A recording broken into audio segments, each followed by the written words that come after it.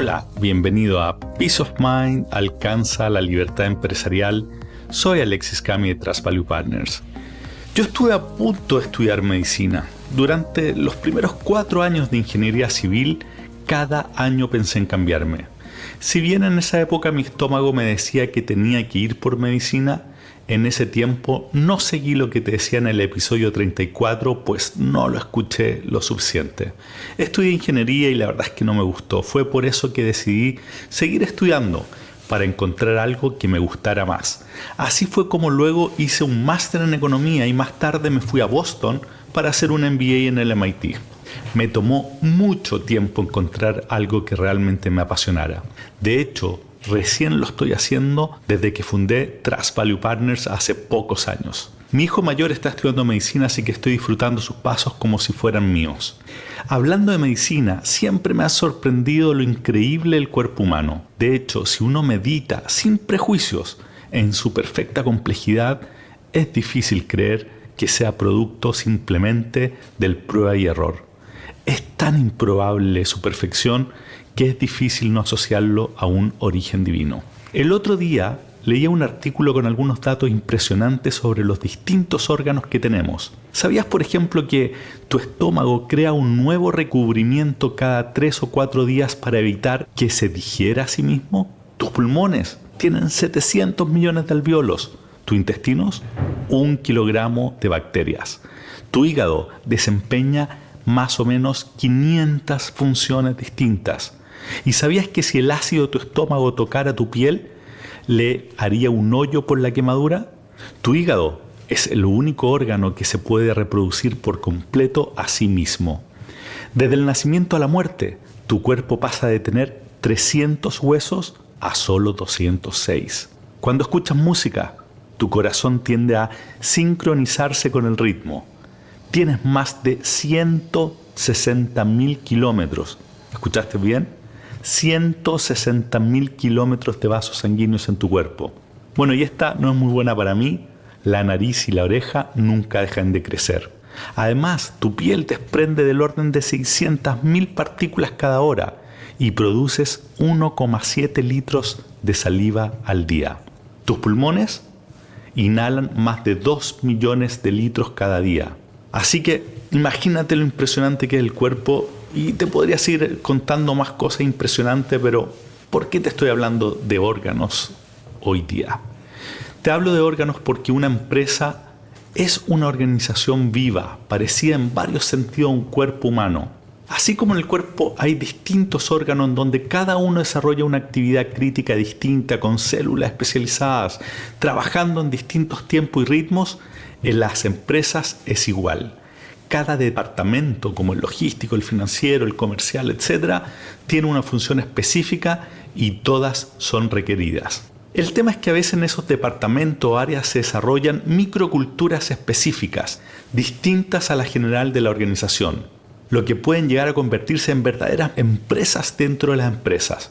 Cuando eso ocurre, nosotros aquí en TrustValue Partners les decimos que se formaron parcelas organizacionales. Cuando estas microculturas o parcelas organizacionales operan en forma coordinada y siempre buscando el bien superior, que es la empresa, entonces no hay problema con ellas. De hecho, las diferencias permiten generar identidades propias que pueden ser muy útiles para generar un sentido de pertenencia y también de mística. El problema aparece cuando no operan en forma coordinada, pues pueden ser tremendamente dañinas para la empresa y generar una verdadera falla sistémica que ocurre cuando la empresa se fragmenta y se empieza a generar un ambiente de ellos versus nosotros. En esa dinámica, nuestra naturaleza de clanes genera estragos. Empezamos a ver el otro, pese a ser el compañero de trabajo, como alguien fuera de nuestro círculo y en el peor de los casos, literalmente como enemigo. Lamentablemente no es tan poco usual que esto ocurra, pero cuando pasa y no se controla, tiende a salirse fuera de control. De ahí la importancia de estar atentos cuando está emergiendo el fenómeno y cuidar que se desarrolle en forma benigna. Esto es, permitiendo identidades distintas, pero siempre colaborando en pos del bien común, que es la empresa. Cuando se torna en su versión maligna es cuando surgen agendas por área o departamento que no necesariamente buscan lo mejor para la empresa. Ahí las funciones objetivo, es decir, el fin último que se busca de unos, empiezan a chocar con las de los otros. Típicamente esto ocurre cuando hay jefes fuertes en las distintas áreas que cuidan su reducto como en una forma de clan. Bueno, ¿qué hacer con estas parcelas organizacionales cuando ocurren? Lo primero es determinar si son dañinas o no para la organización. Y como te decía, esto es fácil de descubrir al ver cómo trabajan entre ellas. ¿Se consideran como parte de una misma empresa? ¿Buscan lo mejor para la empresa o solo para los de su departamento? ¿Colaboran entre las áreas? ¿Fluye la información y hay compañerismo entre los miembros de las distintas parcelas? Si la respuesta es sí a estas preguntas, entonces no hay nada de qué preocuparse, al menos por ahora. Son parcelas positivas. Y en este caso, solo hay que estar atento a que no vayan más allá y comiencen a convertirse en malignas. Seguimiento entonces es la receta en este caso. Si por el contrario la respuesta es no a estas preguntas y se ve que hay un ambiente de ellos versus nosotros, hay antagonismo entre los distintos grupos, agendas no alineadas con lo mejor de la empresa, entonces se trata probablemente de parcelas malignas, negativas para la empresa. Este sería el caso, por ejemplo, cuando más que buscar soluciones, unos buscan que el otro aparezca fallando o se le haga más difícil el trabajo. O cuando unos avanzan en una determinada dirección sin comentárselo a los otros, haciendo que estos últimos pierdan tiempo y trabajo. O simplemente que no haya disposición para hacer cambios que mejorarán el trabajo y desempeño de otros en la empresa. Si el fenómeno está recién comenzando, entonces lo pillaste a tiempo. Al igual que en un tumor maligno, el timing lo hace todo. Y la forma de proceder es la misma que en el caso de cuando encontramos algo extraño en el cuerpo.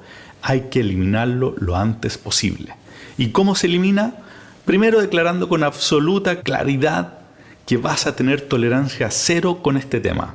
No vas a tolerar bajo ninguna excusa que la empresa se fragmente. Segundo, debes comprometer a los líderes de los departamentos involucrados en que tomarán la responsabilidad de eliminar el foco de raíz.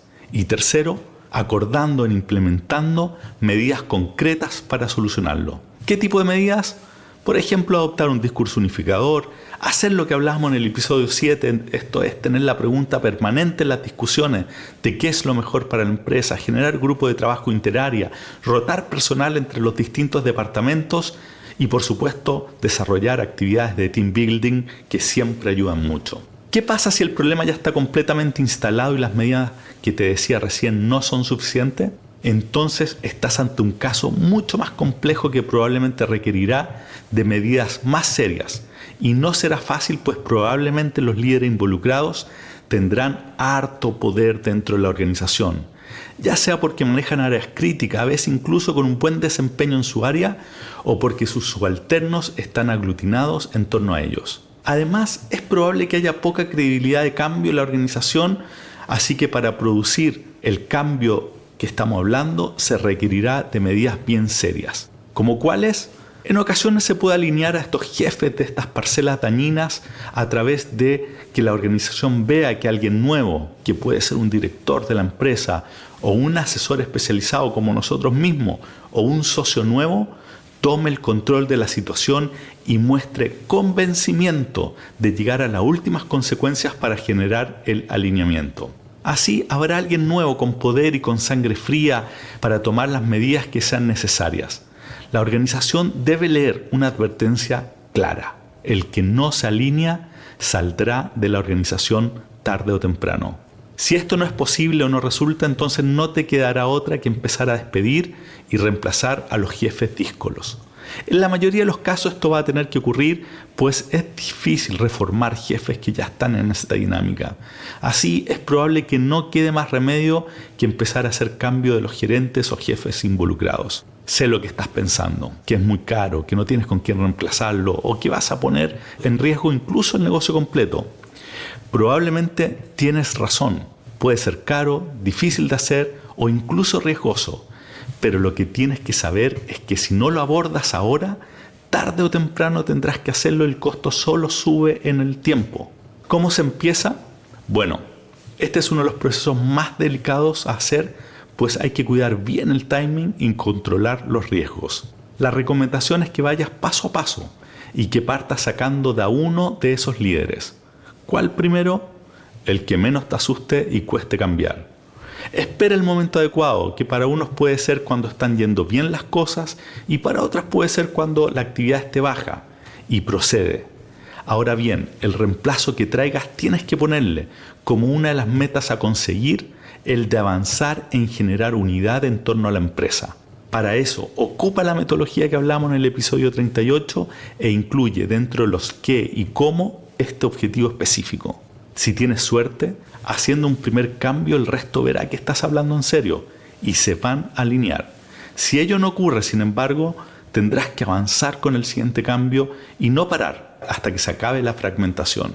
Ahora bien, esto es aún más difícil todavía de abordar cuando quienes encabezan estas parcelas organizacionales son al mismo tiempo accionistas que están usando la empresa para ajustar cuentas personales. Esto ocurre a veces cuando las siguientes generaciones de los socios fundadores siguen en la empresa, pero perdieron el espíritu societario de sus antecesores. Esto, sin embargo, es materia para otro episodio y no me voy a meter ahí. Así, resumiendo, ojo con las parcelas organizacionales. En principio, no son malas si es que lo que aportan son identidades, cultura específica para distintas áreas.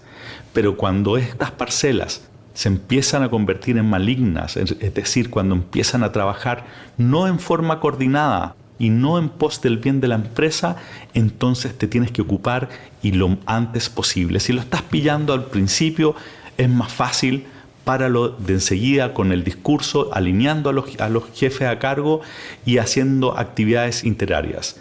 Si ya no lo pillaste en ese momento, entonces probablemente vas a necesitar ayuda para desarticular este tremendo nudo que se te generó dentro de la empresa y que probablemente va a pasar por hacer cambios en gerencias y jefaturas claves dentro de tu organización. Bueno, con eso estamos terminando el episodio de hoy. Como siempre te pido, si tienes alguna duda, algún comentario, o si estás viviendo en tu empresa con estas parcelas organizacionales y no sabes cómo desarticularlas, escríbeme a alexis.cami@trustbp.com o métete en nuestra página web www.trustbp.com y como siempre te pido, reenvía este episodio a alguien que sepas que está viviendo algo parecido. A cualquier dueño de empresa o líder de organización le debería ser útil. Así que muchas gracias y seguimos conversando. Hasta la próxima. Bye.